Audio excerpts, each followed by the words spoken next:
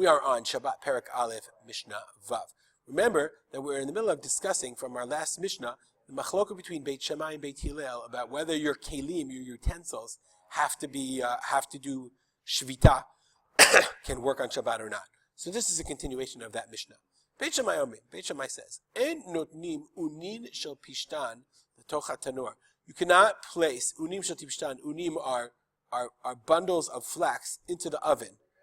Ela kadesh yabilu miba'od yom. Unless the yahabilu means, the Bartanur says, yitchamamu, they would warm up, she'aleh b'hem hevel, that the steam would enter into them, i.e. the oven would have would begin to have an effect on that flax, miba'od yom, during the day. So I did a little bit of internet research on the interwebs, and there's a lot of cool YouTube videos about how to make flax. None of them mention in the oven, but what the flax is basically, what linen is flax pulled out of the ground, then it has to be dried. And then you dry it and then you break it up. You have to break it up, you have to violently break it up. And then you can sort of comb it until it becomes thread, and those threads become the string.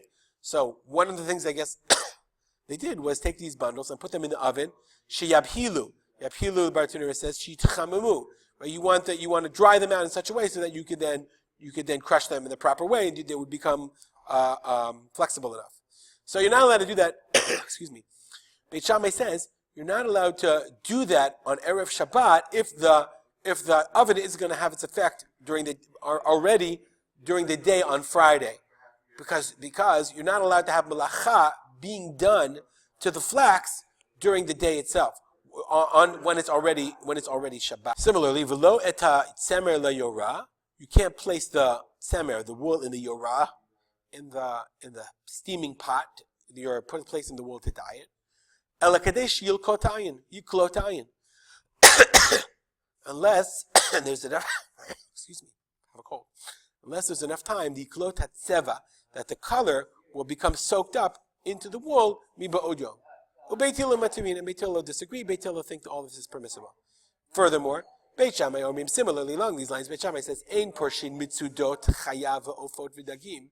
You can't place out traps for animals or birds or fish, meaning nets, unless there's enough time for them to be trapped during the day, i.e. when it's still Friday.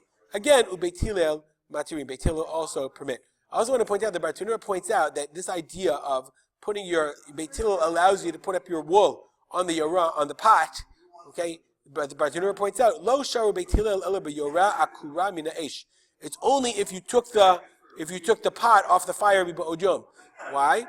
She'im yesh tachtea esh b'Shabbat asur. Because if there's fire on Shabbat, it's asur. Zera shema yechateh b'gchalim. Because we're afraid maybe yechateh b'gchalim. Shema yechateh b'gchalim. We're going to see maybe you'll stoke the coals. This is one of the primary factors in covering of fire, or in covering of open fire, that we're going to see in the third chapter, in the chapter called Kira. Okay, we're going to talk about that with regard to the issue of Hachzara and Shiyah, about leaving food on the fire, or when it's Shabbat, from Erev Shabbat to Shabbat, or returning food to the fire. So that's also true whether it's food or whether it's temer, whether it's wool. Nonetheless, in all these cases, Beit Shammai felt that you're not allowed to, you cannot establish a situation where malacha is done by your kelim on Shabbat, like your dyeing of the wool or your trapping of the animals. Beit Hillel matirin, and Beit Hillel had no problem with this at all. You're allowed to you put your traps out right before Shabbat, even if the animals are going to be trapped on Shabbat itself. We'll stop here. If you have any comments or questions, email me at arspalter@gmail.com, and we'll dedicate the learning to the memory of my father, Rav Simcha ben Yitzchak Kalman.